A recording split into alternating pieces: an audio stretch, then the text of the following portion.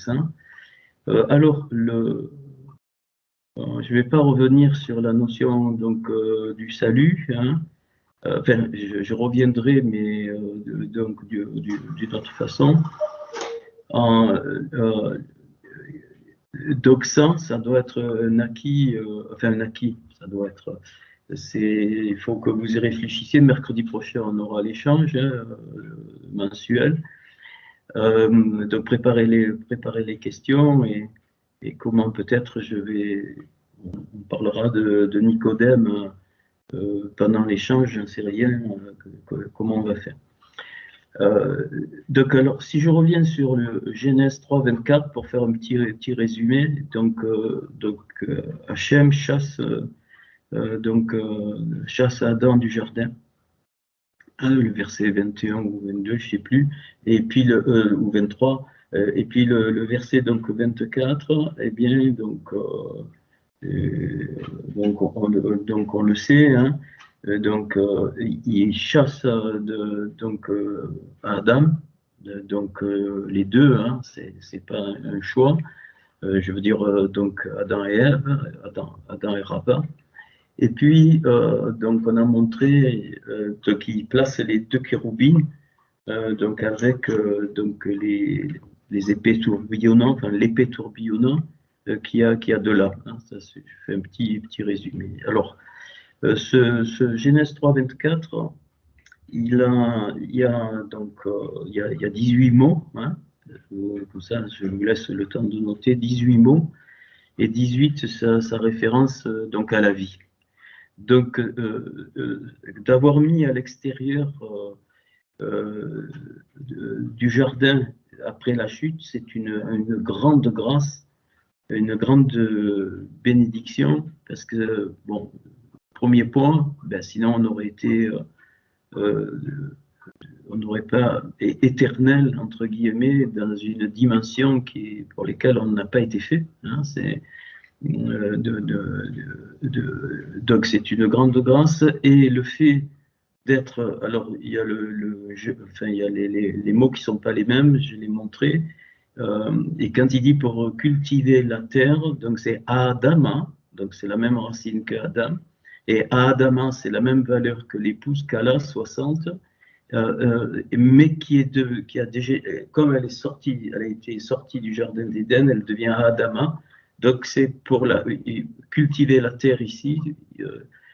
On n'est pas encore, c'est pas la terre de notre monde, c'est juste une image. C'est pour réparer l'épouse, parce que l'épouse, ben, à l'extérieur, elle est à Adama, alors que avant, elle est Eretz, dans le sens l'ensemble. Eretz, c'est la terre, hein, la terre d'Israël, le pays. C'est pas le même mot. Adama, c'est la chimie, hein, de la terre et de la poussière. Donc elle a perdu toutes les lumières, elle a perdu les lumières qu'elle avait, et donc on a vu, il faudrait le détail autant voulu, toute cette lumière or est devenue or, la peau, Ein, et qui est comme une espèce d'écorce sur l'âme, ce que j'ai trouvé. Ok. Et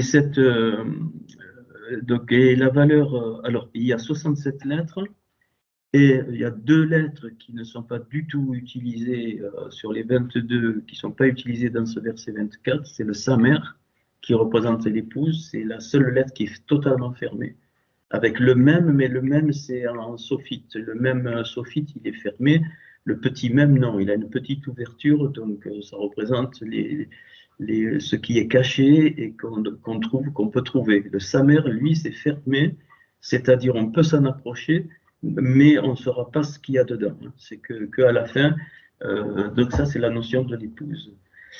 Et le Zain, donc le sabre, hein, c'est le 7. Donc 60 et 7, ça fait 67. Donc il y a 67 lettres, mais les 2 lettres qui manquent ont pour valeur 67. 7, c'est ça c'est moi, hein, ça. Alors le 60 représente, magnifique, les 2 lamèdes de Alléluia, c'est-à-dire la montée. Hein, Alléluia, c'est-à-dire louer, mais c'est dans le sens profond, c'est Alléluia, c'est-à-dire, donc on a traduit par louer, mais c'est monté. Monté, il y a deux lamelles. Donc, c'est un lamède qui représente l'enseignement du côté de l'homme pour rechercher, pour s'élever.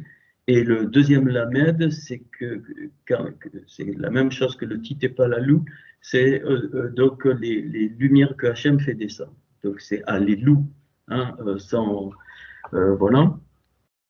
Et il y a un lamède, donc le lamède, ça fait 30, et 30, c'est Yehuda, la valeur de Yehuda, donc le juif, Judas. Judas, Yehuda, c'est le juif, Yehudim, c'est les juifs.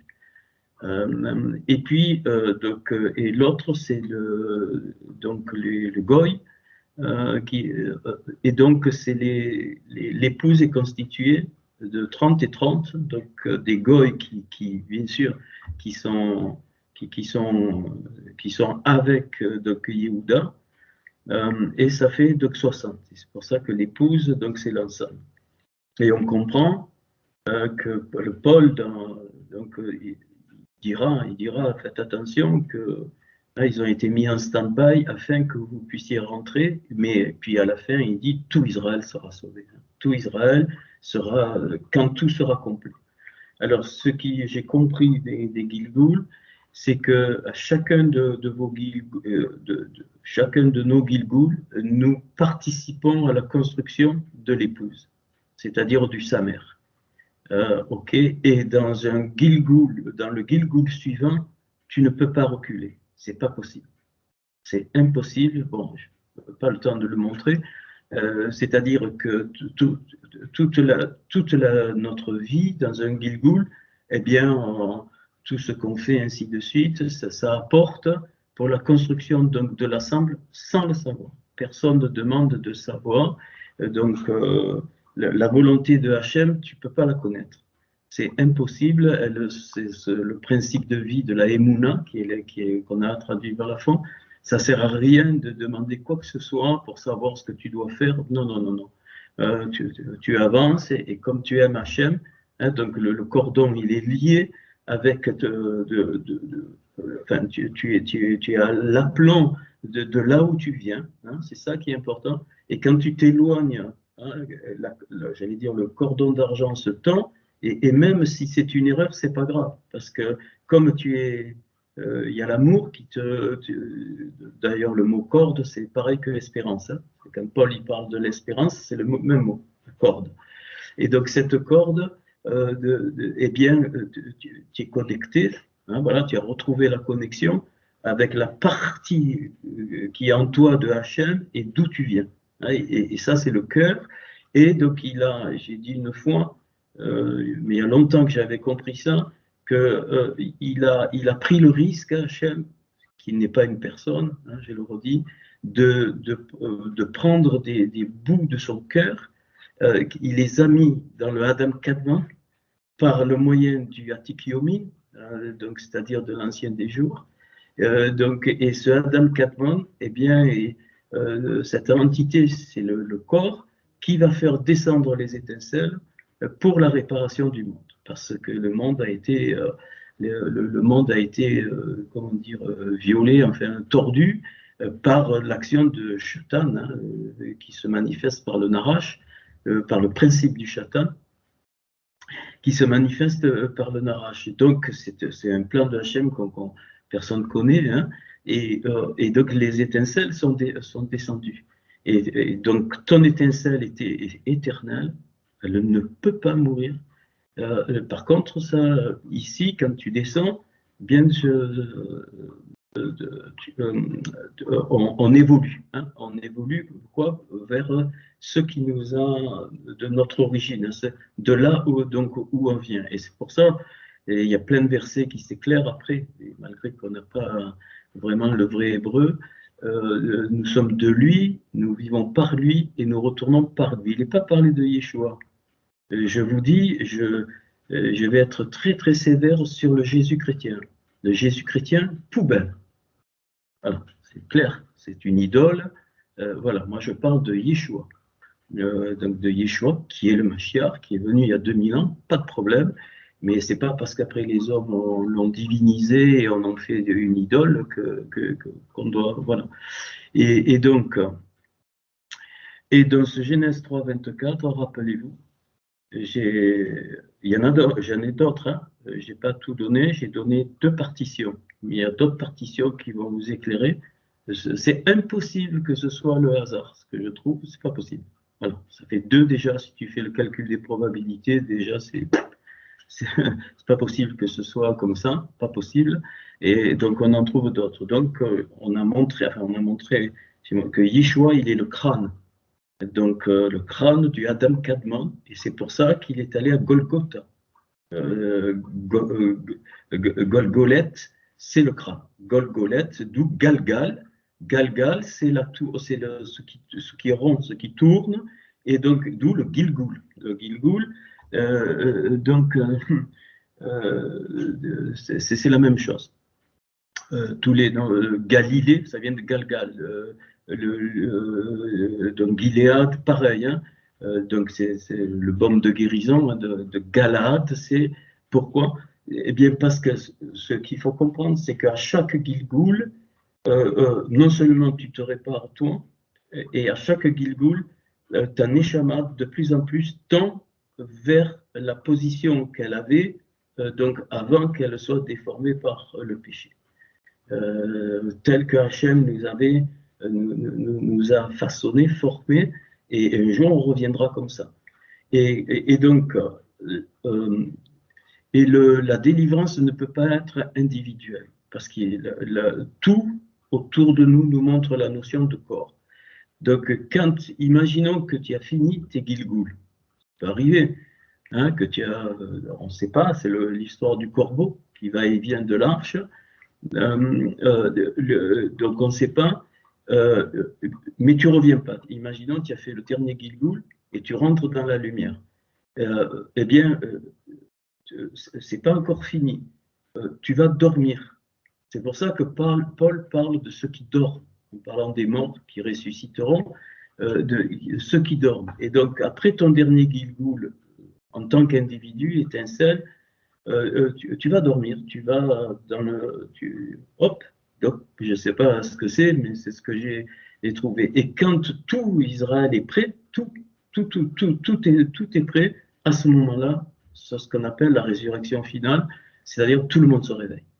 Enfin, ceux, et c'est donc maintenant tu comprends les versets de Paul quand il dit hein, que ceux qui sont morts ressusciteront premièrement, ainsi de suite, et puis tout est final. Et c'est ça l'enlèvement. L'enlèvement, c'est pas du tout Yeshua qui vient par le ciel et puis voilà.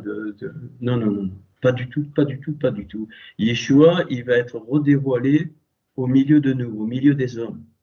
Même s'il est très particulier, parce que c'est le Mashiach, il sera donc dévoilé au milieu des hommes et c'est à nous à faire les conditions pour qu'il se dévoile. C'est notre rôle, c'est le rôle de l'épouse. Et donc, et c'est pour ça que Paul parle de hâter l'avènement. Hein, c'est parce que, ben, en fonction de l'épouse, de l'état de l'épouse, il vient ou il vient pas. Voilà, donc c'est pas figé.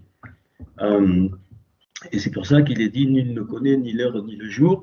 Alors, oubliez, c'est pas un Père Noël qui arrive du ciel et puis, non, c'est pas ça. Même le cheval d'Apocalypse, c'est que des symboles. Il faut bien comprendre. Et quand, alors ça, donc, et quand le Adama est cultivé et que tout l'ensemble, je dis bien, et c'est difficile pour nous les Occidentaux, le salut ne peut pas être, enfin le salut, la délivrance finale ne peut pas être individuelle, ça n'existe pas. Donc si tu as fait ton dernier Gilgoul, Hachem est juste, c'est ce que j'ai trouvé, tu vas te reposer, entre guillemets, hein, tu dors, ok. Et en attendant les autres, parce que tu fais partie avec les autres, on ne peut pas se dissocier. Et le nombre symbolique, c'est 288, hein, les 288 étincelles. Ça, c'est pas de moi, hein, c'est des grands sages à l'époque que j'avais appris dans la synagogue. Mais 288, c'est évident que c'est ça. Pourquoi? C'est 2 fois 144. Donc, les 144 000, donc 12 au carré. Donc 12 au carré, les 12 apôtres pour les Goïs et les 12 tribus pour donc Israël. Et puis, Dans le Sod, il y a quand il y a la réconciliation entre Yaakov et Esav, Ésaü, eh bien, donc Yaakov représente les étincelles juives, entre guillemets, et Ésaü représente les étincelles des Goïs, mais qui reconnaissent Hachem comme leur Dieu, c'est-à-dire tout ce qui ne sont pas idolâtres, tout ça. Eh bien, bon, mais là c'est un sod, il y a un mot où donc, eh bien, Yaakov en transporte donc 72 et 216. Et 216 et 61. C'est trois quarts. Hein, voilà. 3 fois 72, parce qu'il y a 72 lettres du nom de Dieu. Donc la plus petite, c'est vraiment le prémisse de l'ensemble, c'est 72, qui est la valeur de la recette, de la grâce, de la bonté, de la faveur, et Gvoura, donc la séphira d'en face, elle fait 216, et donc il y a, c'est symbolique, et 216, c'est Esav, Ésaü, donc qui le transporte. Et quand ils se rencontrent, ils se réconcilient, ben les 200, mais on ne peut pas le voir comme ça, il faut aller dans les valeurs, c'est beau, hein.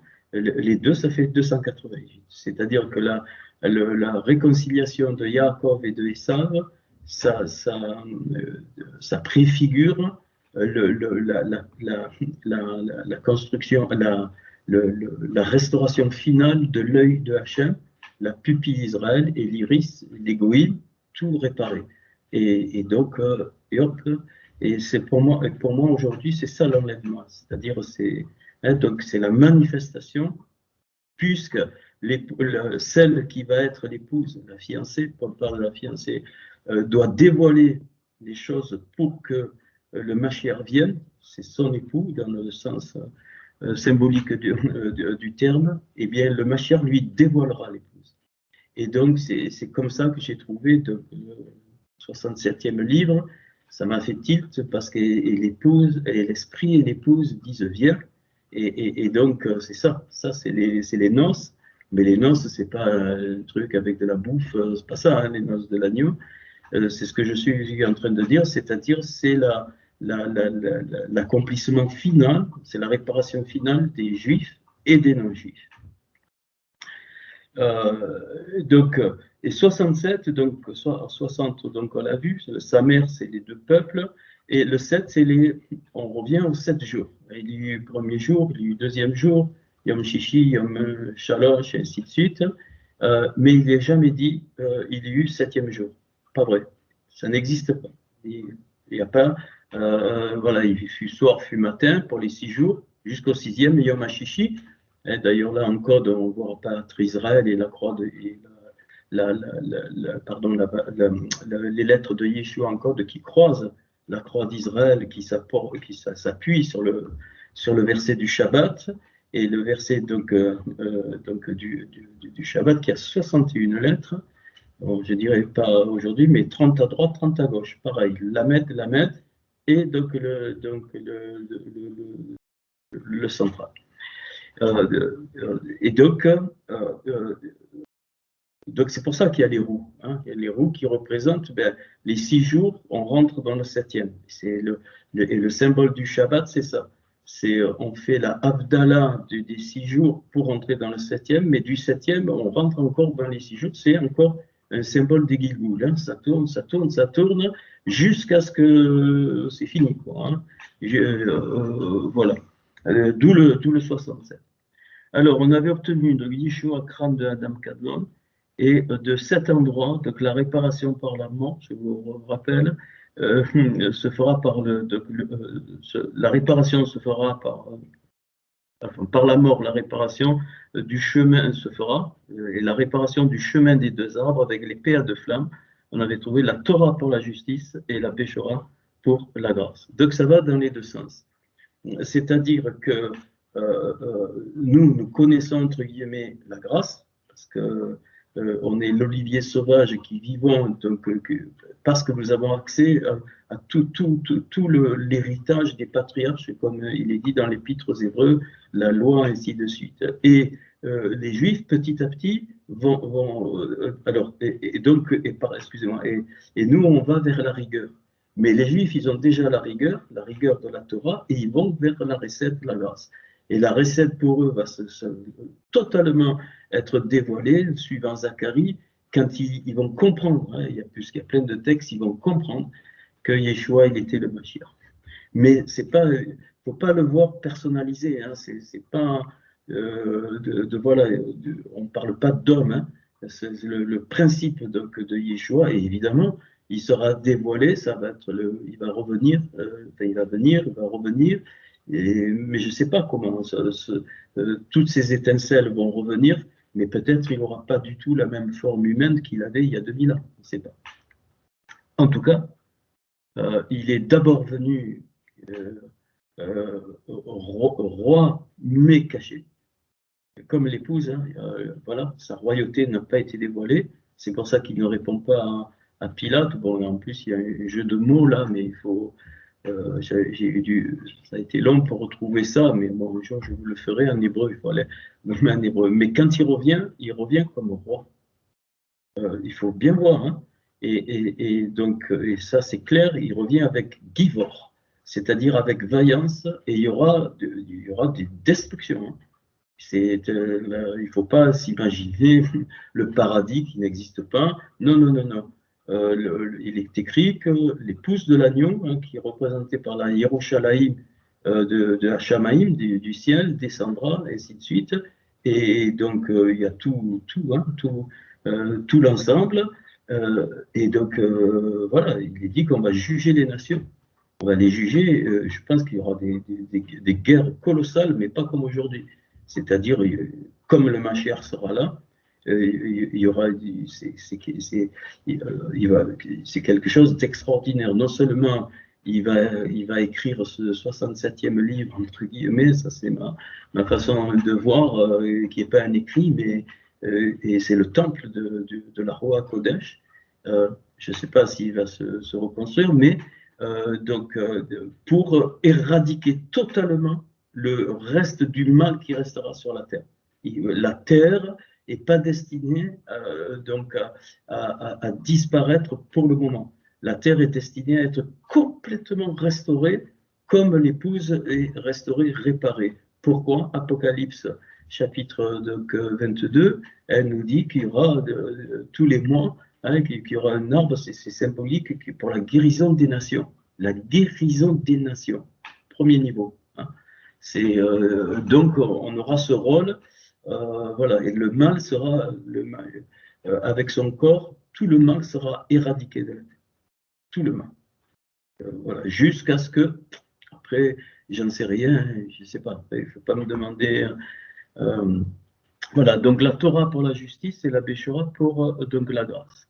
Mais quand on recombine les lettres, eh bien, les chérubins, je l'ai vu, c'est les 3 couronnes, les 3 diadèmes qui donnent, et alors ça, et on retrouve le chemin, la vérité et la vie, si vous avez regardé la planche, le chemin de la vérité ou la loi de la Emouna, et la vie de la lumière, et donc on trouve le jardin, hein, le souffle du jugement dans le jardin, la connaissance de l'huile du pressoir, on trouve quoi? Gethsémané.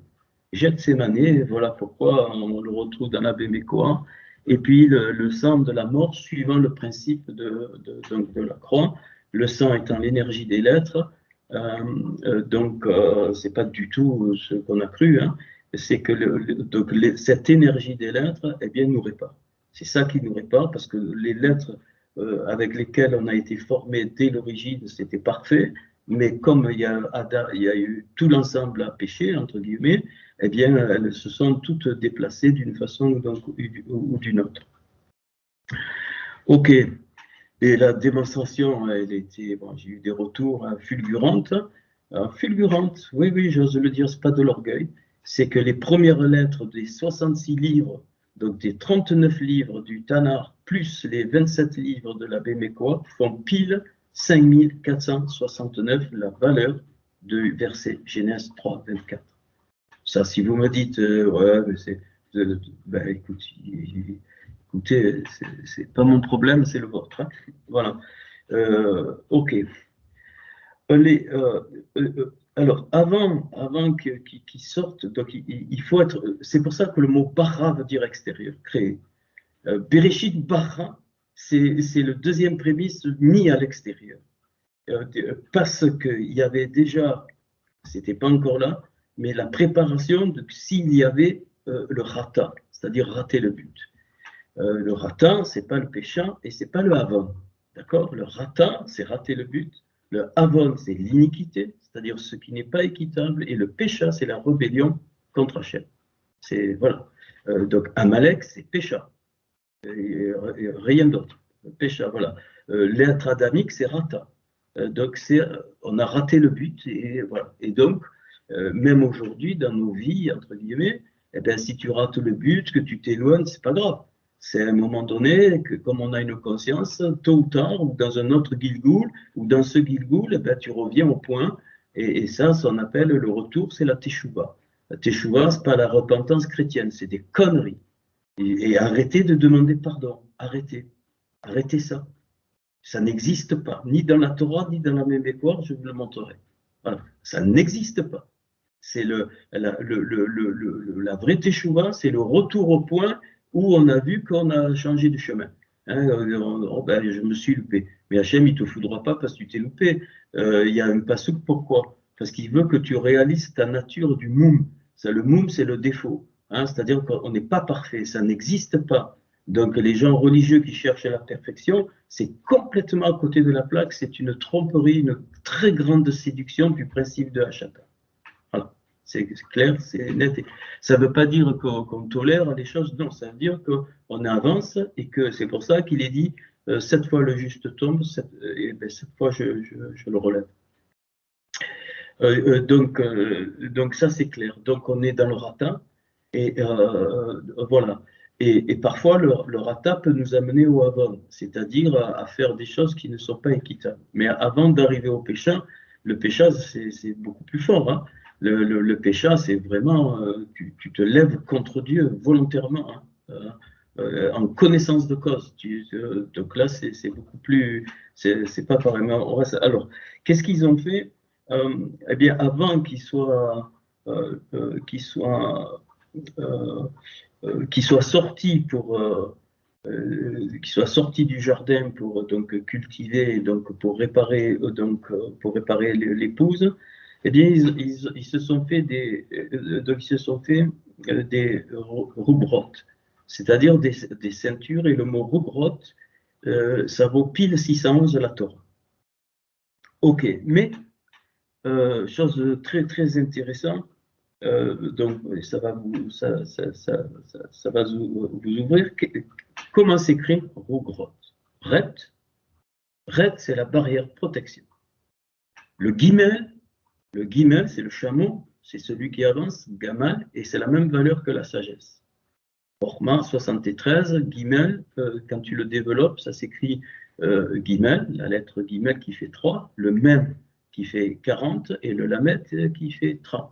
Ça fait 73, c'est la Orma.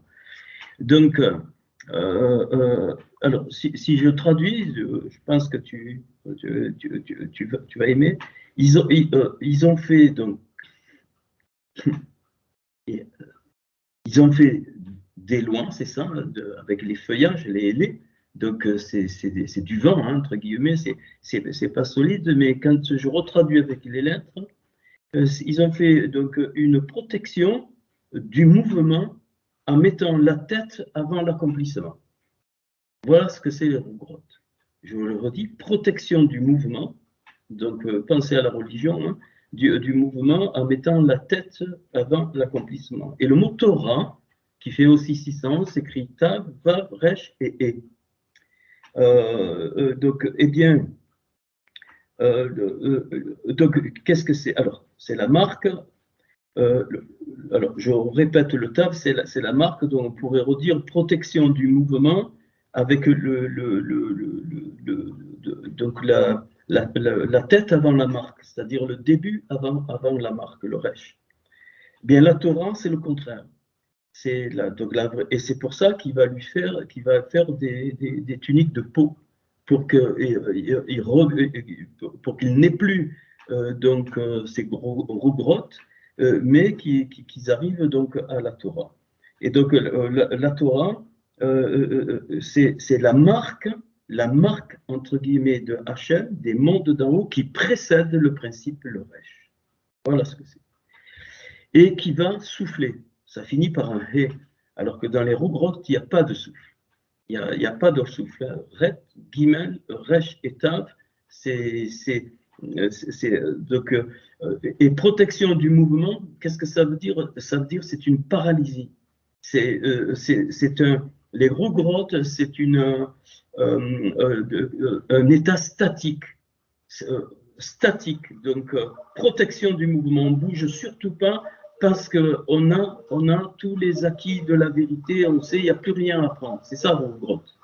Et donc le principe, il est mis, le principe dans le sens de la loi, le loi qui est mis avant la marque. Or, Torah, c'est le contraire. C'est qu'il faut qu'il y ait la marque, c'est l'arbre de vie, hein, donc la marque qui sort donc de Hachem et qui va générer le principe pour souffler. Donc c'est le contraire, c'est totalement dynamique. Et donc là, et c'est pour ça qu'il y a, donc je vous ai refait et c'est pour ça qu'il est parlé des kétanot, donc des tuniques de peau or, des tuniques de peau, c'est-à-dire or. Pourquoi? Parce que, comme je l'ai déjà montré, eh bien ces tuniques, ces kétanot, elles vont, au cours des différents Gilgoul, ainsi de suite, elles vont nous amener de l'état de peau, Ain, Vav, Resh, à l'état de lumière, tous ensemble définitif, Aleph, Vav et Resh. Donc il y a 16 lettres entre, donc 16 lettres au total, 14 entre pour ce chemin. Et c'est pour ça que le mot peau, Ain, Vav, Resh, c'est les mêmes lettres que Ra, le mal. On part du mal. Hein, la peau totale, c'est le mal, mais c'est aussi la valeur de Roé, du berger. Donc ça veut dire quoi? Eh bien, ça veut dire du départ, eh bien, le premier principe de la réparation, c'est la notion de l'inverse, donc du Ra, en rajoutant le souffle à Ra, c'est-à-dire c'est l'inversion du mal. Dès le départ, il faut comprendre ce principe et inverser le mal, ça veut dire que le mal va se transformer. Tout ce qui arrive de mal, dans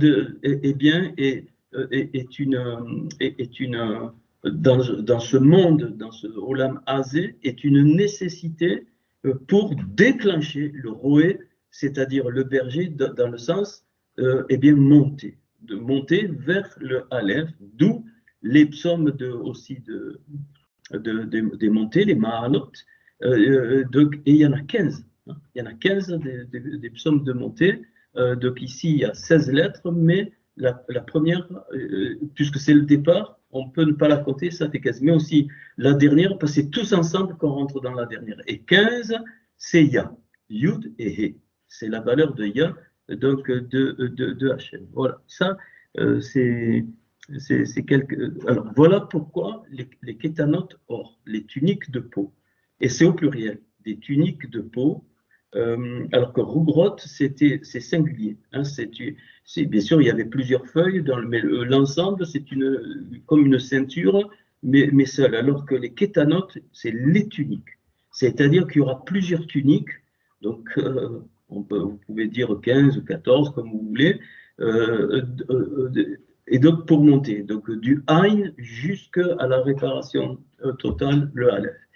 Et quand on arrive au Bet, à la deuxième lettre, donc du Ain, qu'on est arrivé au Bet, je vais parler que de ça, enfin pas que de ça, c'est le mot bor. Bor, le mot bor, c'est Bet Vav Resh. C'est une citerne, c'est un puits. Quand tu arrives au puits, hein, dans ton Gilgoul, ainsi de suite, on ne sait pas, mais dans les faits, si tu arrives au puits, bord, bête, va, brèche, tu ne reviens pas. tu reviens pas, c'est le dernier Gilgoul, et tu attends que l'ensemble soit plein pour entrer dans le Aleph, la lumière or qu'on avait donc à l'origine. Et donc d'où ce qui m'a donné l'idée de bien comprendre la notion du puits.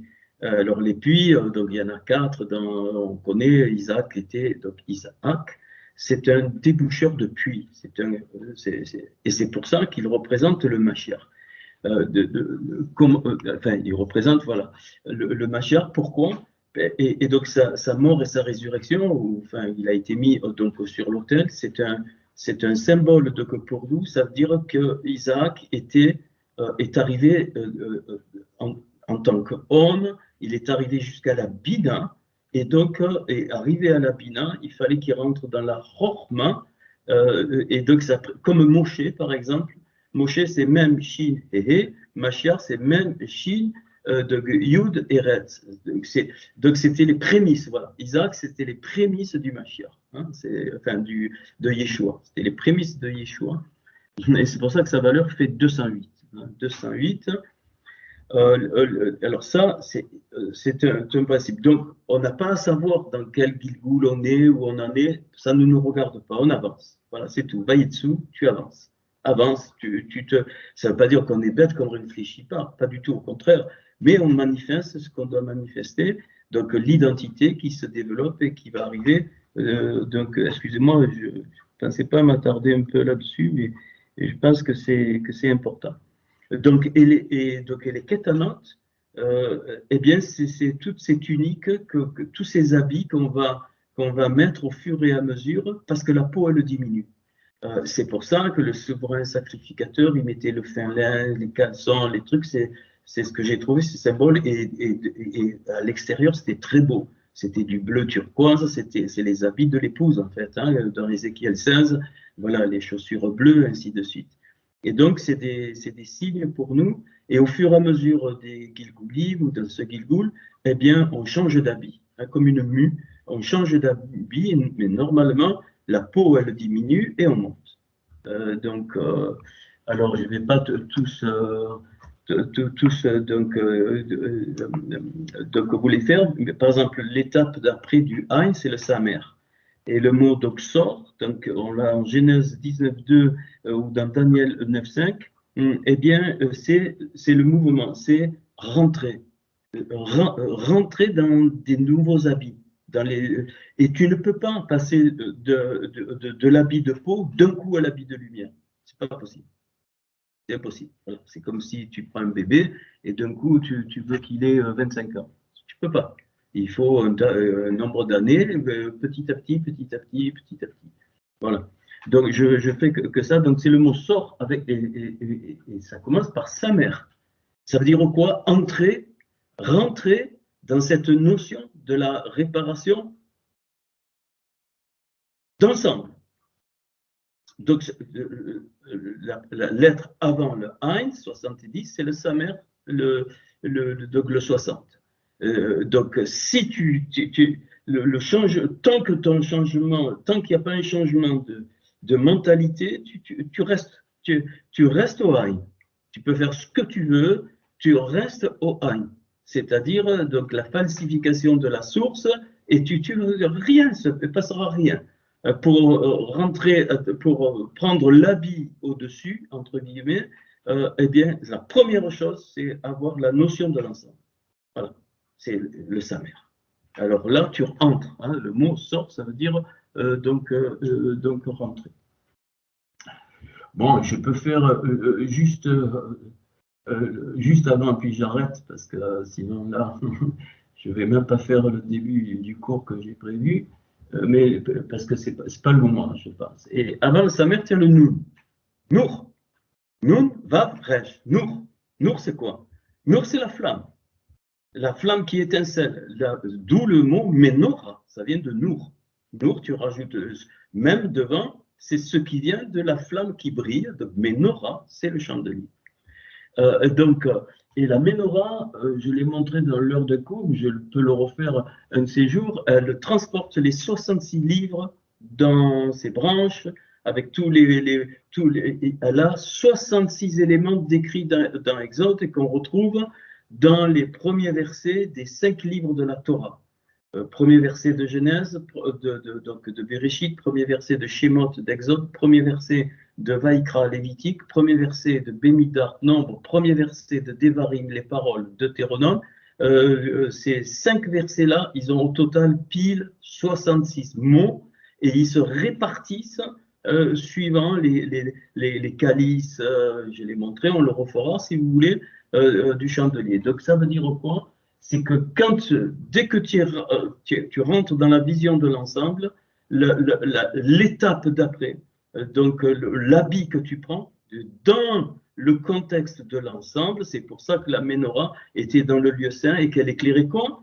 Les 12 pains de proposition, 6 à droite et 6 à gauche, 6 pour la malédiction, 6 pour la bénédiction. Tout le monde a peur de la malédiction, mais le mot, c'est pas la vraie malédiction. Amalek sera Kala. Kala, c'est fini. Ça ne nous appartient pas. Là, c'est Arour. Arour, c'est une question de temps. La malédiction, les 6 tribus, c'est Arour. Et 6 tribus de Barour, béni. Donc il y a les deux. C'est la dualité du bien et du mal, mais qui est positif. Autant le Arour que le Barour. Donc voilà la lumière. Et c'est quoi? Ça veut dire quoi? Ça veut dire que toute la Torah et la Béchora qui est dans le chandelier nous aident à nous éclairer les uns les autres. Mais si tu n'es pas passé d'abord par le Samer, c'est-à-dire la notion de l'ensemble, tu peux pas, d'où la notion du don de soi. Total, ça ne veut pas dire de connerie de renoncement ou de se faire harakiri qu'on a appris dans les milieux religieux, c'est pas du tout ça. Pas du tout ça. C'est que ce que tu es de la part de Hachem, tu le donnes autour de toi. Et regardez, voilà. Et sans compter, et vous savez, et si tout le monde donne, tout le monde ressort. Or, si tout le monde prend, ça c'est à moi, personne ne reçoit. Mais si tout le monde donne, voilà. C'est pour ça qu'il est dit, il y a plus de joie à donner qu'à recevoir. Et donc, vous voyez, alors après, vous allez vous placer. Donc, et c'est pour ça on est déjà dans le lieu saint, tu te rends compte? On est déjà dans le lieu saint au 3e habit. On part de la peau, on arrive à l'entrée, et donc le Noun, bien c'est la Ménorah. Ça y est, ça brille. Hein. Dès que tu as la notion de l'ensemble, tu vas briller de ta flamme particulière qu'Hachem t'a donnée. Et n'essaye pas de comparer les flammes. Hein. Il ne faut surtout pas, ça, je me bats avec ça, surtout pas. Voilà, c'est OK. Je stoppe là. Sinon, je vais aller trop loin. Comme ça, pour avoir la suite, vous me ferez un autre don. Je plaisante. Je plaisante surtout pas. Sinon, je vais mourir. Non, surtout pas. Je plaisante. OK. Alors, maintenant, on va prendre. J'espère que vous vous souvenez un petit peu des cours avant. Et ces tuniques apparaissent, c'est Kétanot en Genèse 3, 21. Hein, Genèse 3, 21. Donc, c'est Hachem hein, qui fait des tuniques de peau. Alors, je voulais essayer de ne pas du tout partager l'écran, mais je suis obligé.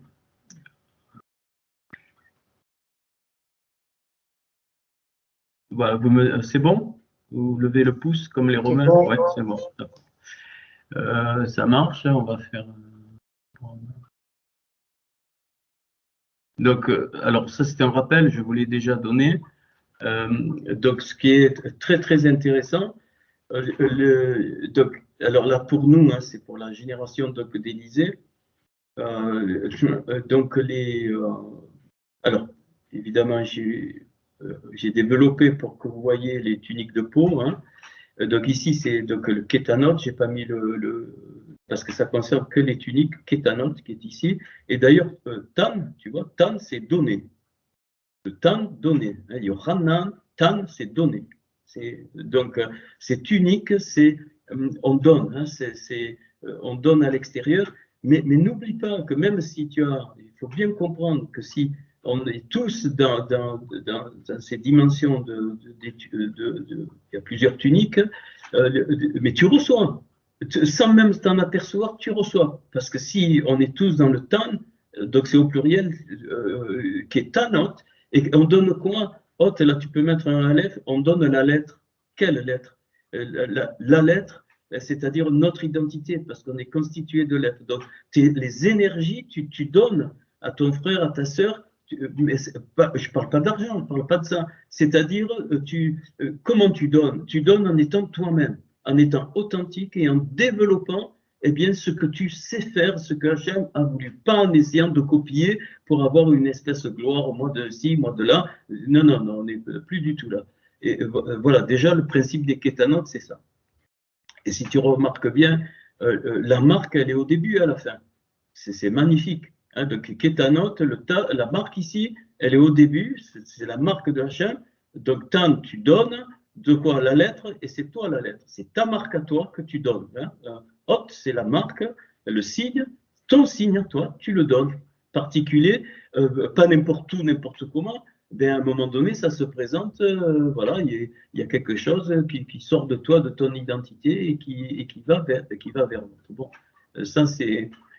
Et on avait montré, rappelle-toi, que Moïse, David et Eliaou, donc ici, de Moïse représente la Torah, David les Tehillim, et donc Eliaou la Béchora, mais c'est surtout que ça faisait 411, et 411 c'est Élisha, donc la génération d'Élisha, qui vraiment, je suis plus que convaincu, se prépare, hein, c'est ce qui représente l'épouse, je vais payer revenu, et bien quoi? Elle va, ensemble, elle va réparer le taureau qui fait aussi 400.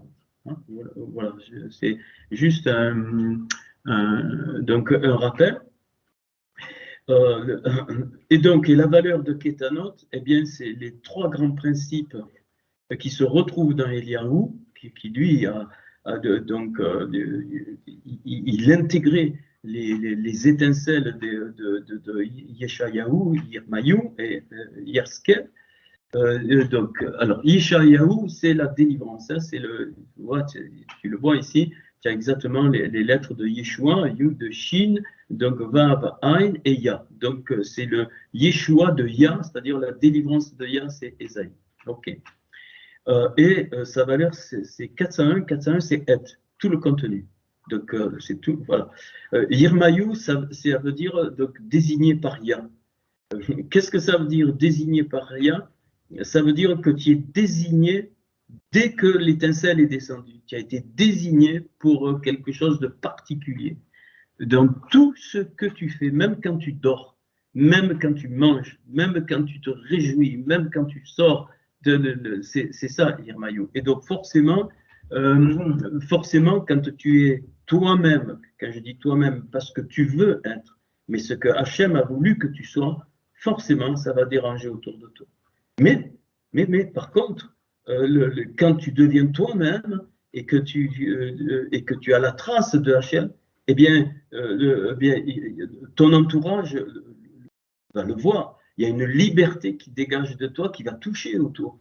C'est obligatoire. C'est obligatoire. OK. Et Yerskel, eh bien, c'est le renforcement. Hein. Pas de Ya, de elle. Elle te renforce. Elle, il te renforce, c'est-à-dire il te soutient. Hein. Donc, elle, il te soutient. Donc là, tu as donc les deux dimensions du Ya. Bon, après tu retrouves la foi, la vérité et la lumière. Mais bon, je ne vais pas en parler. Et tout ça, Élie intégrait ça. Pourquoi? Parce que je ne savais pas au départ quel prophète choisir pour représenter ça. Et puis d'un coup, il m'est venu, j'ai dit, mais ils sont dans Élie. Et effectivement, et donc par les valeurs, tu le vois, hein, ça fait 876, on l'a fait, c'est les Kétanotes. Donc les trois prophètes et la manifestation d'Élie. Et donc, Élie va faire quoi? Eliaou, écoute bien, hein, Eliaou, il va faire 7 miracles. C'est les 7 jours de la création, comme on a vu tout à l'heure. Donc, c'est le 7 du 67 de tout à l'heure. Donc, c'est les Gilgoul. Élie représente, et lui, il était dans son dernier Gilgoul. Le chariot, il vient, il ne revient plus. Hein. OK. Et, donc, OK. Et donc, ça, c'est le. Oui, pardon. Donc, il représente donc, les trois principes hein, de Ésaïe, Jérémie, donc Ézéchiel, que je viens de donner. Mais alors, on pourrait aussi, Ésaïe représente le principe du Fils, hein, pas du sens chrétien, je t'en prie. Hein. Jérémie, du sens du Père, ok, et Reskel, du sens du souffle, c'est souffler, et c'est pour ça qu'il est différent qu'il a elle. Donc, on retrouve les trois dimensions hein, de la vérité, de la foi et de départ, de la émouna et de la lumière. Ok. Élisée, donc l'épouse qui est ici, fera 14 miracles. Le double d'Élie.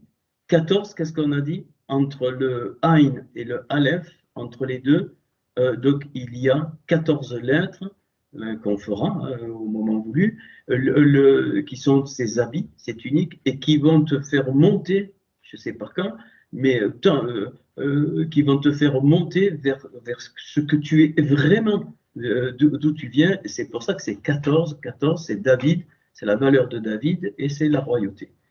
Et la royauté, c'est notre identité. Donc là, il faut bien comprendre ça, c'est les caractéristiques de l'épouse d'Élisée.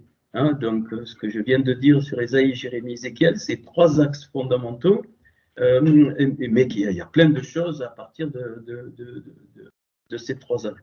Je le redis, le Fils, le Père et le souffle, mais pas la Trinité, hein, c'est une connerie, je ne parle pas de ça. Hein, c'est des principes qui étaient dans Adam Kadmon, hein, et c'est avec ces principes-là que l'Adam Kadmon a tout façonné, tout l'univers, a tout façonné, les âmes, ainsi de suite, ainsi de suite. Ok. Donc, voilà. Alors, après, ça c'est encore un résumé, je voulais donner, donc c'est Genèse 3, 21, magnifique. On retrouve que Moshe, Moïse, David donc, et Eliaou qui intègrent donc, les trois prophètes, donc avec donc Yeshua qui est l'unique fils de David, enfin, tout ça, et du côté gauche il y a le trône. Moïse était lié au trône de Kisekavod.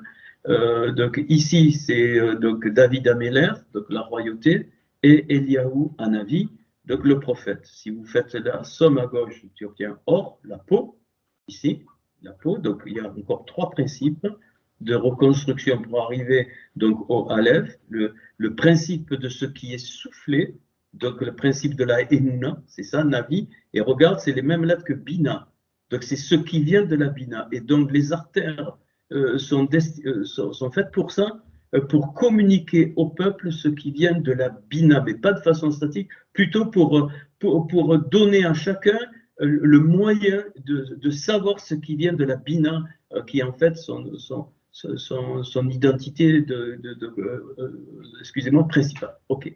Donc Améler, c'est le potentiel, donc le roi, c'est donc l'identité, c'est un principe pour monter.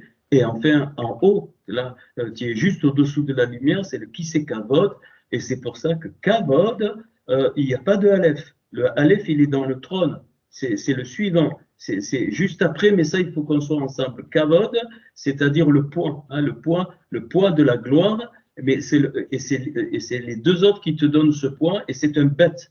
Tu arrives au bête avant le Aleph, mais le Aleph, non, au trône, c'est ensemble. On ne peut pas individuellement aller vers le trône. C'est pour ça que Kavod, eh bien, il a un bête. Excusez-moi. Voilà. Et donc, je reviens, Kétanot, 876, hein, donc ça, c'est sa valeur, et or, 216. La somme, ça fait 1152. Alors, je ne l'ai pas mis, je ne sais pas pourquoi, mais je crois que 1152, ça m'arrive à vérifier, il me semble que ça fait 36 fois 32. Si je me souviens bien, oui, 36 fois 32, qu'on pourrait réécrire 2 fois 24 au carré. Ça, oui, je m'en souviens bien. 24 au carré, pourquoi? Parce qu'il y a les 24 trônes qui sont destinés à Israël, c'est ça, hein, les 24 trônes d'Apocalypse qui sont mentionnés. Donc, voilà. Avec, bon, on ne peut pas le faire ce soir, je vous donne donc la vue d'ensemble. Donc 11,52, c'est ça, hein, ça fait 24 au carré fois 2, sinon 36,32. Voilà, donc 36 c'est Héra, donc d'où les lamentations, donc, et là c'est 32 c'est le cœur. Donc le livre de lamentation est un livre du cœur, on va y revenir, hein, parce que ça va être long, le livre de lamentation, ça a été déjà, mais on fait des virages, pour, et après on fera pas une synthèse, mais on va voir avec les 19 femmes, je vous les promets, on le fera. Donc voilà. Donc, alors, or, 11,52. Donc, là, je reviens. Hein, je reviens ici. Donc, tu peux rien dire. Le 11,52, donc, c'est la valeur des tuniques de peau mentionnées dans Genèse 3,21. Ça fait 1152. Tu vérifies, tu fais ce que tu veux, mais voilà. Or, 11,52, alors, il sort pile dans l'expression extraite de Esther, chapitre 2, verset 7, et Hadassah hi Esther. C'est-à-dire tout le contenu de Hadassah se manifeste et ou devient Esther, qui veut dire caché. Donc la reine Esther, hein, qui est cachée, et tu le fais, 401 plus 74 plus 16 plus 661, ça fait 1152. Donc c'est pour ça, c'est comme ça que j'ai trouvé que le futur livre, je l'ai appelé Hadassah, mais le nom de l'épouse, que personne ne connaît, et l'esprit et l'épouse disent bien, c'est Hadassah. Et donc, c'est la myrte, c'est un arbre qui s'appelle la myrte, qu'on trouve dans Zacharie, et ainsi de suite. Donc ici, tu peux dire que c'est Dassa, avec l'article, tu peux le relire, et le Samer, il est au centre du Dalet et du Hé. Mais je vais comment dire, l'expliquer d'une autre façon, qui est pas mal aussi. Donc, tu sors le Samer ici c'est 60. Hein, Samer, ça vaut 60, il est tout fermé. Donc, et 60, c'est Akala, donc c'est-à-dire l'épouse, et donc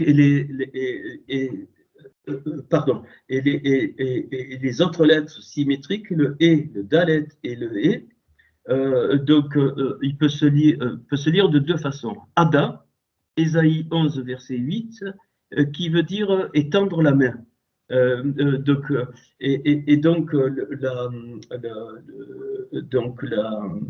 comment dire, la nature originelle de l'épouse, c'est qu'elle tend la main vers la main de Hachem. C'est pour ça que le mot Yérida, il y a deux lettres en plus de Raya. Le Yud et le Dalet, la main. C'est la main de Dieu qui fait descendre donc l'étincelle, mais là, on est dans le contexte de l'ensemble. Ok. Mais c'est aussi, donc ça peut se lire, donc Odo, Jérémie, chapitre 22, verset 18, c'est Odo, donc c'est-à-dire Dalet et qui veut dire, eh bien, sa gloire. Féminin, puisqu'il y a le donc c'est l'épouse, ça, ce qu'il y a là, vous avez sous les yeux, c'est l'épouse de sa gloire. L'épouse de sa gloire. Et donc, ça fait 74. Tout ça, ça fait 74. Et 74, on le sait, je vous l'ai rabâché plusieurs fois, c'est Ed. Ein Dalet, qui veut dire de l'éternité, ou, suivant que tu changes les lettres, Ad, c'est l'éternité, Ed, c'est le témoin, ainsi de suite, mais tout va ensemble. Hein, c'est jamais gratuit. OK. Et donc, le Et à Hadassah, regardez la beauté, c'est la Da'at du monde d'Atsilut. Da'at, c'est 474, et plus du monde d'Atsilut, c'est 475. C'est-à-dire que la connaissance ici, la Da'at, elle est privée pour le moment du Aleph, mais en montant, hein, et c'est l'épouse, hein, c'est l'épouse qui connaîtra cette Da'at du monde d'Atsilut, donc l'éternité. Donc ça c'est le final. Hein. Là, je vous parle du final. Et donc, c'est pour ça que ce 67e livre, j'ose le dire, donc je l'ai appelé Hadassah, l'épouse, enfin le myrte, mais, et si tu inverses, Asod, c'est le secret. Hein, tu vois, sa mère est Dalet, donc c'est le secret. Mais, donc la valeur du Asod, donc, eh bien, ça fait quoi? Regardez, bah, c'est trop beau. 60 plus 5, 65 plus 4, 69. Or, la différence entre or, la peau, et or, la lumière, c'est Ain moins Aleph, c'est-à-dire 70 moins 1, 69. Donc ici, tu as là, c'est clair, hein, donc les tuniques donc, qui sont mises, c'est pour nous, pour qu'on comprenne les changements d'habits, s'habiller au fur et à mesure, et bien pour tous arriver ensemble, et bien à cette connaissance parfaite du monde d'Atsilut. Comment? Eh bien par la différence des 69, c'est-à-dire en montant du Aïn vers le Aleph. C'est tout l'objet de nos Gilgoul, et le but c'est quoi? C'est de révéler le fondement de la création qui a été quoi? Le Mashiach et son épouse. C'est-à-dire le Mashiach et son corps. De l'ensemble qui est dans le Adam Kadmon. Voilà, c'est ça, hein? Ok. Et donc, et puis, alors, je ne sais pas si je vais le faire maintenant. Ce verset, enfin, c'est une partie du verset, hein, mais qui est très particulier. Je ne m'y attendais pas, évidemment. Voilà, il faut chercher, puis ça tombe. Et puis, ça m'a fait penser donc, ces trois fondements. Je me suis dit, mais Job qui a été persécuté, Job, et qui, bon, j'avais donné un message sur les trois filles de la souffrance, mais qu'on peut généraliser ici. Eh bien, les trois filles qu'il a eues à la fin, bon, je vais pas développer. Alors, il a eu trois filles en récompense, plus 7 fils qu'on nomme pas. Les 7 fils, c'est les 7 séphirotes d'en bas, les 7 jours de la semaine. Donc 6 plus 1, c'est tout le nécessaire pour la montée. Et les trois filles, c'est le final, ça représente la Keter, la Rorma et la Bina.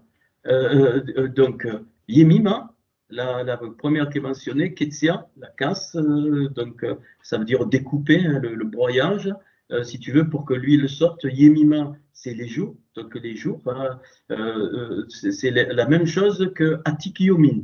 Pareil, on verra tout à l'heure, donc ça fait Atikiomin, le Yomin, ça fait 116, on le verra donc tout à l'heure, excusez-moi.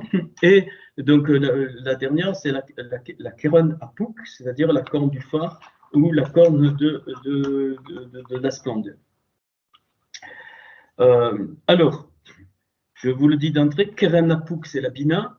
Le Ketséen, c'est, vous notez, j'essaie d'aller doucement, donc c'est la Rorma, et Yemima, c'est la couronne, c'est la Keter ici.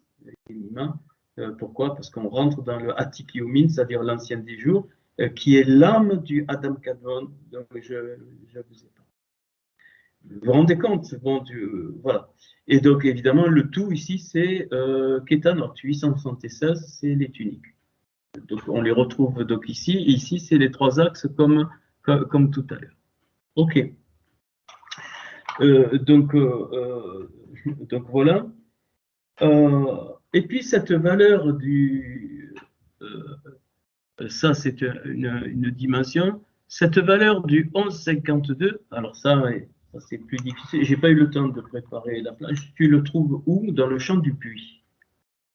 Le chant du puits, qui est très particulier, bon, ça ne veut rien dire. Quand il est dit monte puits, tu monte puits. Bon. C'est une connerie. Bon, si tu lis au premier niveau, monte puits, acclamé pour un, hein, je vous traduis le mot à mot. Donc le chant du puits, chanté par Myriam, je crois, nombre 21, versets 17 à 20. Nombre 21, versets 17 à 20. Eh bien, dans la. Alors, je vais vous donc lire le. Alors, Montepuis, c'est Ali Beher, donc voilà. Et donc, Beher, c'est 203, c'est la création. C'est pour ça qu'elle dit monte. Elle dit monte vers la création, monte vers ton origine, monte vers ta.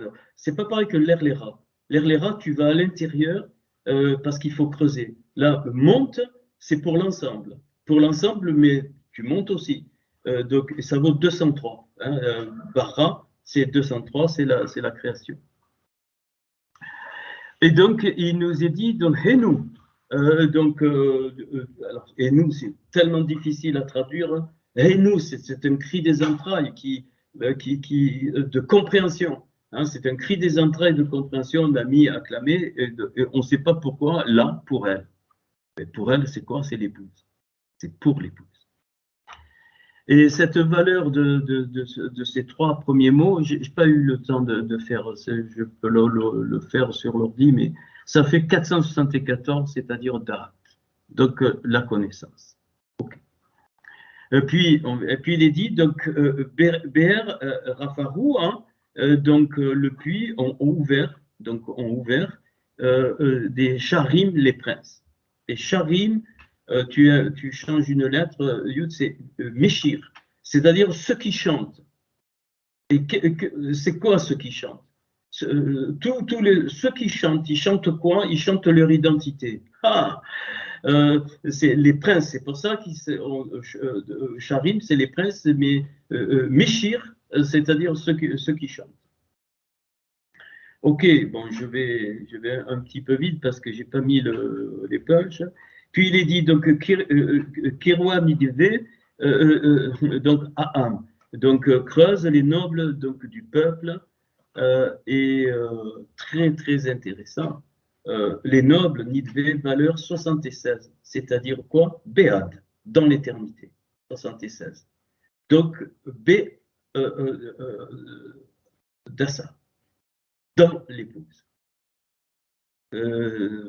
Magnifique. Donc, on est noble. Aham, du peuple, c'est le peuple qui est noble, et qui est 115, c'est-à-dire il lui manque 1 pour avoir 116, qui est le Yomin, l'ancien des jours. Mais c'est normal, parce que là, il faut monter pour acquérir le Aleph, et donc on arrivera à la tique Yomin, la fin de Yomin. Ok. Et puis, les 2 autres mots, ils font pile 1152. C'est la valeur bimekokek, c'est-à-dire dans le sceptre, donc, et bemi shanotam, c'est-à-dire dans leur bâton. Et la racine de mishanotam, ben, c'est la ressource, c'est Mishnah, la ressource, le soutien, c'est ce qui façonne, et ça a la racine du Mashiach. Ok. Le sceptre, donc, vous m'excusez beaucoup, je n'ai pas eu le temps. Donc, Bémir Okek, eh bien, tu peux le relire sous la forme Rok, c'est-à-dire Ret et Kouf et Mem. Hein, il y a 2 Kouf et un Ret et un Mem. Mais tu le relis, Rok, c'est la loi, et Kouf, c'est du réveil, la loi de se lever, la loi de la résurrection. Donc le sceptre, c'est la loi de la résurrection finale. Ou quand on va rentrer dans la lumière, et le bâton, donc c'est la Mishnah, c'est la ressource qui vient de quoi? De l'huile de la Rochma du Mashiach. Donc c'est pour ça que c'est les mêmes lettres que Shemen, il y a les mêmes lettres que Shemen, et donc les mêmes lettres que Neshama. Et c'est pour ça que dans les psaumes, il intervient le mot Neshama n'intervient jamais. Alors je vais vous les montrer, alors que Nefeshi, Nefesh intervient plusieurs fois, parce que c'est sur la Nefesh qu'on travaille, mais la Neshama n'intervient qu'une seule fois. Pourquoi? Parce que dans la Neshama, écoute bien, comme l'étincelle est une partie de la divinité, ta Neshama, sinon elle ne pourrait pas être une Neshama, elle contient une partie du Mashiach. Tu entends? Elle contient une partie du Mashiach. Tous, on a une source du Mashiach, et c'est pour ça que le mot chrétien Meshéri, qui a été utilisé la première fois dans le livre des Actes, il veut dire petit Mashiach. Donc notre Neshama contient la notion d'un petit Mashiach. Alors tu oublies les conneries d'onction, pas d'onction, de débilité mentale totale. Voilà. Et ta Neshama, eh bien, oui, elle a une onction, elle a un rayonnement. Tous ceux qui produisent par leur neshama, les artistes, les musiciens, il y a une onction, c'est obligé. C'est quoi? C'est une chevelure, un rayonnement. Hein, c'est les cheveux, c'est l'expression de la beauté, l'expression de qui tu es. C'est magnifique. Et ça, pourquoi je vous donne ça? C'est parce que la génération d'Élysée, où elle rentre là-dedans, où elle s'en va. C'est très carré. Hein. Elle ne peut pas exister sans ça. Pourquoi? Parce que la génération d'Élysée, elle doit manifester 14 miracles. Les 14 lettres entre la peau et la lumière, 14, c'est la royauté, mais de l'ensemble. Et c'est pour ça que quand le mort, il a touché les os d'Élisée qui était mort, il a ressuscité. Il a ressuscité. Pourquoi? Parce que il avait ce sceptre, Élisée. Donc le sceptre, c'est-à-dire il avait la loi de la résurrection. Donc roc cum, hein, c'est donc la loi de la montée. Donc sans orgueil, sans rien. Pour ça, il faut arrêter de se mettre sous un boisseau, il faut arrêter de mettre la lumière cachée. Moi, je suis humble. Non, non, non, non, non, c'est de la médiocrité, ça. Tu dois être excellent dans ce que tu fais, excellent dans ce que tu as à cœur, l'excellence. C'est la nature de l'épouse qui se prépare. Tu es revêtu d'habits magnifiques, quel que soit l'habit où tu en es, on s'en fout. À un instant donné, voilà, tu es revêtu comme l'épouse. C'est pour ça que l'épouse, elle s'habille bien, hein, même dans le monde. Voilà, et puis les habits changent jusqu'à la lumière totale, parce que le Mashiach, qui est représenté par les bâtons, et c'est pour ça qu'il est dit monte, puis. C'est-à-dire, monte à la source de ta création, sinon ça ne veut rien dire, un puits, il ne monte pas. Voilà, donc je l'ai traduit comme ça. Et donc le total que du chant du puits, hein, que tu peux extraire, tu peux vérifier, nombre 21, versets 17 à 20, que le chant du puits, il a 12 mots donc, et 47 lettres. Bon, je n'ai pas le temps de détailler ça, mais la valeur numérique que de ce chant, c'est 3100. 31 que multiplie 100. La puissance de L. 31, c'est Elle, donc Elohim, donc de Dieu, du Dieu de rigueur. C'est la puissance. L'épouse, elle va libérer la puissance de Elle. OK. Et 3100, je vous le donne en 1000, c'est Et Torah, Et Beshora, Et Teilim. Contenu de la Torah, contenu de la Beshora, contenu des Teilim, plus 288, c'est-à-dire les étincelles. Donc ce chant du puits, eh bien c'est la réparation de toutes les étincelles par tout le contenu de la Torah, tout le contenu de la Beshora et tout le contenu des Teilim. Mais c'est aussi donc Malrout Torah, Malrout Beshora, Malrout Teilim, c'est-à-dire royaume ou ouvrage de la Torah, royaume ou ouvrage de la Beshora, royaume ou ouvrage des Teilim, ça fait pile 3100, c'est-à-dire 31 fois ça. Donc, c'est glorieux. Il y a donc il y a de quoi faire dans une vie. Est-ce que tu n'as pas eu le temps dans cette vie? C'est pour ça qu'il faut être très vivre dans le sens, c'est pas vivre avec des poids de culpabilité, j'ai pas fait ci, j'ai pas fait là. Ça, il faut arrêter avec ça. Vraiment, il faut arrêter. Et voilà. Et donc, eh bien, tu vas le finir dans d'autres Gilgul, pardon, parce que je pense déjà à autre chose. Voilà. Or, le 74, Ain Dalet, c'est deux lettres qui, dans la Torah, sont en grand dans le schéma Israël que je t'ai mis ici. Tu vois? Ain, Shema, Israël, Adonai, Eloheinu, Adonai, Echad. Donc, entends, écoute, entends, Shema, Israël. Donc, je vais indiquer, tu vois, tu as El ici, Yachar El. Là, Yachar, c'est la droiture de Elle, mais regarde, Shin Yud et Resh, c'est le chant de Elle. Le chant de Elle au travers de l'épouse originelle, qui n'est pas Esther, parce qu'Esther, elle le représente ici sur la terre. Hein. Mais les deux sont forcément liés, hein, ça c'est évident. Mais donc la droiture de Elle, en fait, c'est le chant qui vient de quoi? De Hadassah. C'est le chant qui monte de Hadassah, qui passe par Esther, mais pour retrouver. Et voilà pourquoi elle fait deux banquets. Donc, on m'a posé la question, je te donne la raison, elle est là. Donc, Shema Israël, Adonai, donc Eloheinu. Eloheinu, c'est notre Dieu, c'est du n'importe quoi. c'est, bon, bien sûr, on dit notre Dieu, nous, c'est notre, donc Elohé, c'est Dieu. Mais la valeur t'indique quelque chose de magnifique. 102, c'est Emouna. C'est quoi Elohenu? C'est l'ensemble qui comprend que l'origine du principe de vie, c'est ça, pardon, l'origine du principe de vie qui est la Emouna, qui lui donne cette vie à l'ensemble, à l'épouse, à ce que tu veux. Alors, on peut dire Elohenu.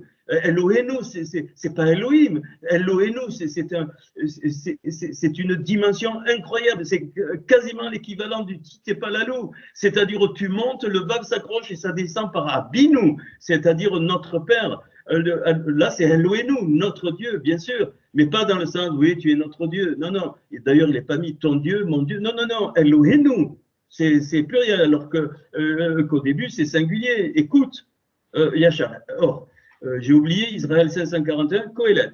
C'est-à-dire, Kohelet, c'est nous, l'Ecclésiaste. Kohelet, c'est les assemblées qui reconnaissent le Dieu d'Israël et Israël, les deux qui sont joints. Donc ici, c'est la Emouna. Entre parenthèses, Yod et Vavé, ici, Yod et Vavé qui repris 26 et 26, c'est Ben. Donc le principe de l'extraction, qu'on appelle le Fils, le principe de l'extraction de quoi? De la Emouna qui donne vie totalement à l'épouse finale, Israël, donc et Kohelet. Ok? Donc Erat. Erat 1. Fini, voilà, ça revient 1. Et c'est par l'épouse que ça se fait. Alors pourquoi après le reste? Donc Aïn, Dalet, qui sont plus grands dans la Torah, c'est unique, 74, et Adassa fait 74. Aucun problème.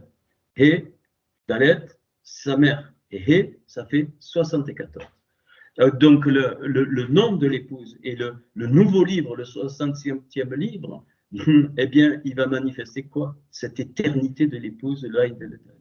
Et si je regarde un petit peu, ici, c'est quoi? Regarde. Shema, tu peux le retraduire Shem, le nom de Aïn, de l'œil, le nom de la source. Le nom de la source, ça fait 70.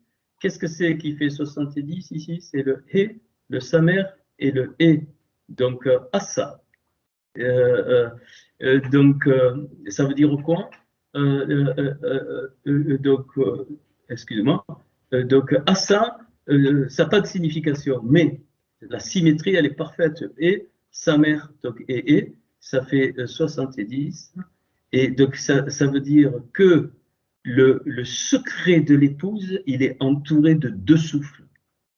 D'où les deux souffles. C'est pour ça que quand Eliaou est parti, il y a eu Élisée, il dit si Élie dit à Élisée, si tu me vois, vous connaissez l'histoire, il dit pas tu recevras la double onction, connerie encore, lamentable.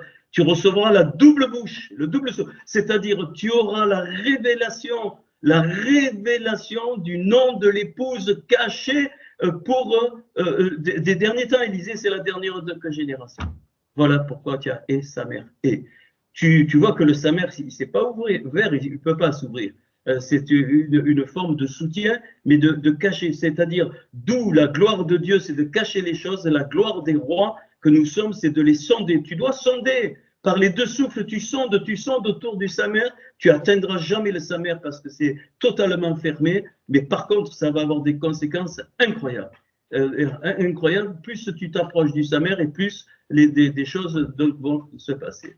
Et puis quand tu regardes ici, donc ici c'est Aleph et donc Ret, donc je le traduirai, alors ça veut dire frère, Ar, mais aussi ça veut dire autre. Et quoi?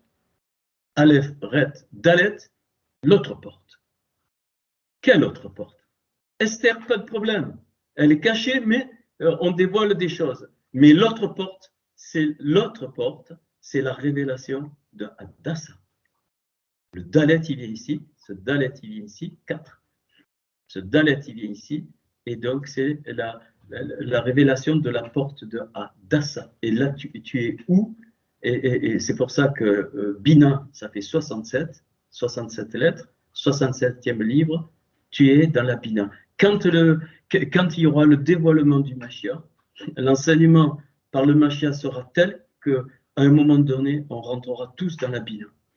c'est-à-dire dans le bord, le bet, le vav, juste en dessous du aleph. Et quand on rentre dans la bina au fur et à mesure, quand c'est complet, on part tous dans la chorma et on ne revient plus. Enfin, on ne revient plus. C'est fini. Il y a plus de... Ok, je vois que l'heure retourne. Alors, je ne sais pas si vous voulez...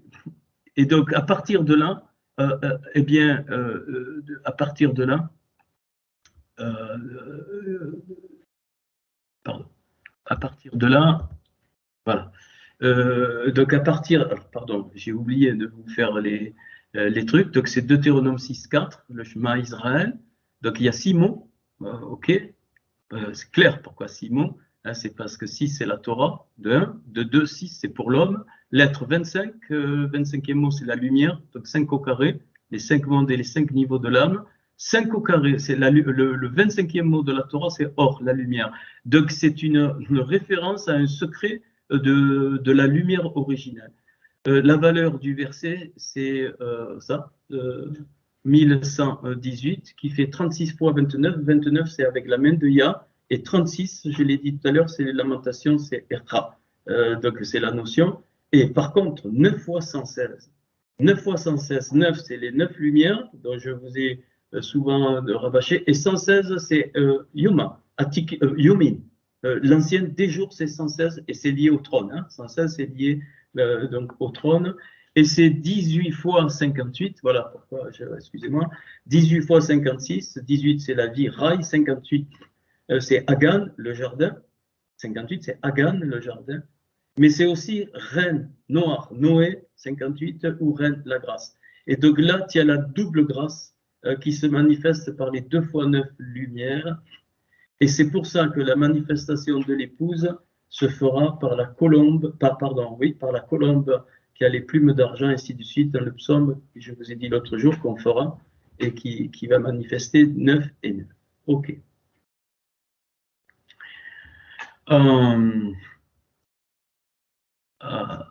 Et donc, à cause ou grâce à ce 9, je ne vais pas le faire.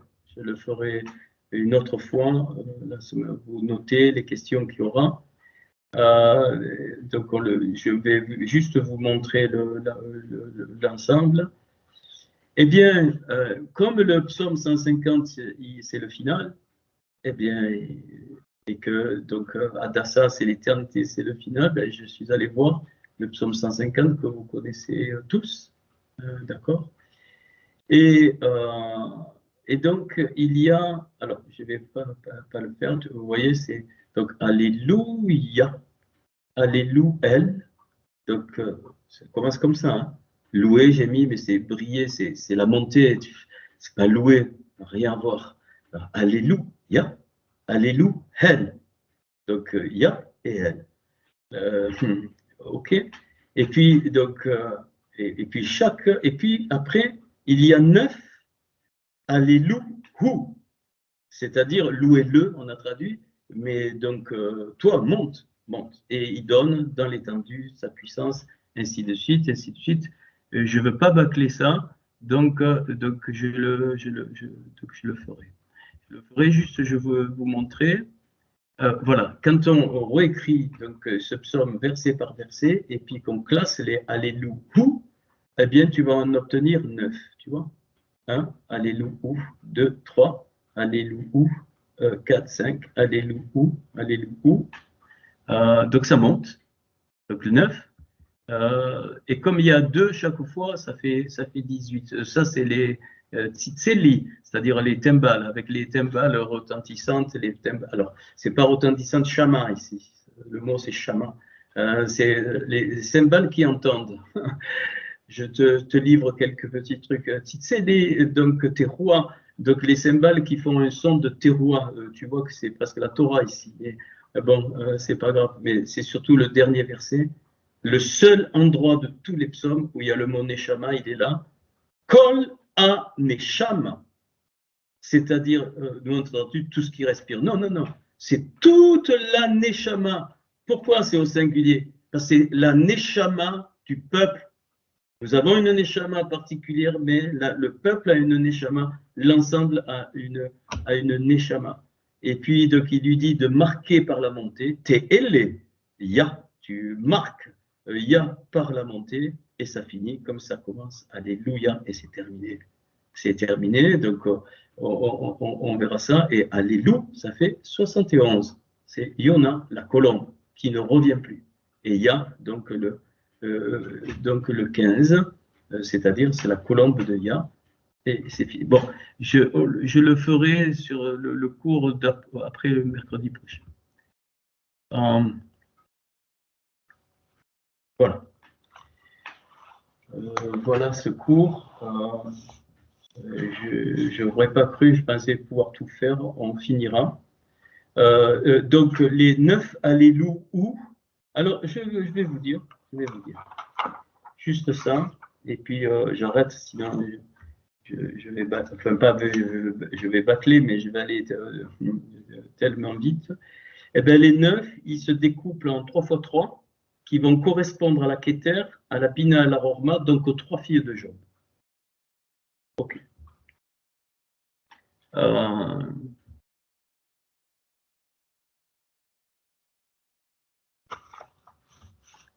On verra ça, hein, ça. Et qui vont, bon, juste je vous donne quelques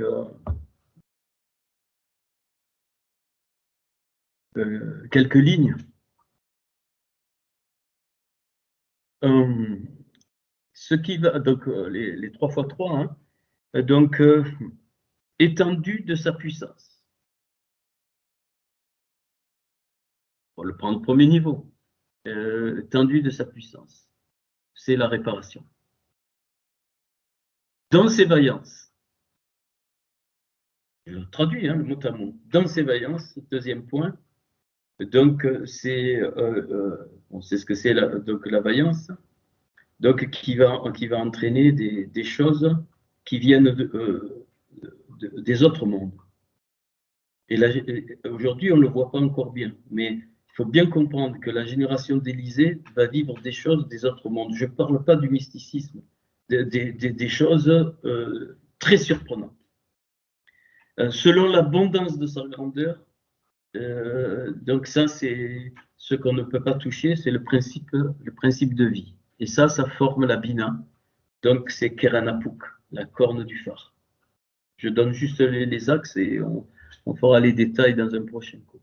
Ah, ça j'aime. Avec le son du chauffard. Le son du chauffard, c'est l'huile. Ok, avec le luth et la harpe. Ça, c'est la distinction. Le luth et la harpe, c'est le discernement des sons. Et tambourin et danse, je dis en français, bon, on fera en hébreu avec les tambourins et les danses, c'est revenir à l'arbre. Tambourin et les danses à l'arbre de l'identité par la connaissance, la vraie connaissance. Et ça, ces trois, je l'ai mis maintenant, mais c'est au centre, c'est la Kéter, c'est la couronne. La couronne, elle est constituée du chauffard, du luth et de la harpe. C'est des symboles, on verra les mots en hébreu, tout ce que ça veut dire, et les tambourins donc, et les danses. Mais en particulier le chauffard, tu verras que le chauffard, pourquoi on souffle du chauffard, c'est pas comme ça, hein, enfin, ou que il faut bien comprendre ce qu'on fait. Chaque lettre du mot chauffard, il te révèle la puissance des Elohim. Le Shin, c'est Elohim écrit d'une façon que je vous montrerai. Le Resh à la fin, c'est Elohim écrit d'une façon que je vous montrerai. Et le P et le Vav au milieu, ça fait 86, c'est les Elohim. Donc, c'est pour ça que le son du chauffard est très, très, très particulier. Il est très, très, très particulier. C'est un son d'alarme, d'appel, de signal. C'est un son qui signale. Qui signale quoi ici? Là, enfin, le luth et la harpe et le tambourin et les danses, on verra. Juste, je parle de ça, que ça y est. C'est pour ça que Paul dit au son de la trompette. Hein. Vous connaissez tous, ce Corinthien. Au son de la trompette, nous, comme des perroquets, sans rien comprendre. Voilà, tu l'as là. Son de la trompette, tu sais, quand tu étais dans le bord Quand tu es arrivé au bête, tout l'ensemble est au bête. Au niveau de la bina, on va rentrer dans la rorma. Donc, il y a le signal de la trompette.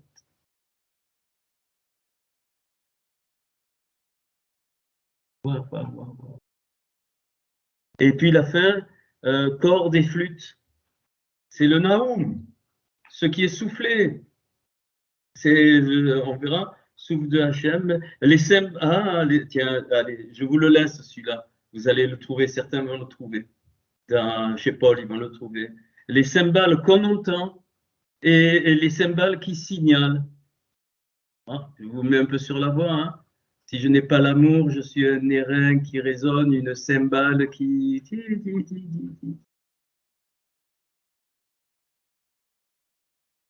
Et donc, ça va me déclencher sur les plumes de la colombe d'argent et d'or. Et là, je vais tout démonter de ce que tu as appris des 9 dons et des 9 fruits. Tout. Pas ce soir. Sinon, on s'arrête à minuit. Shalom. J'ai fini le cours.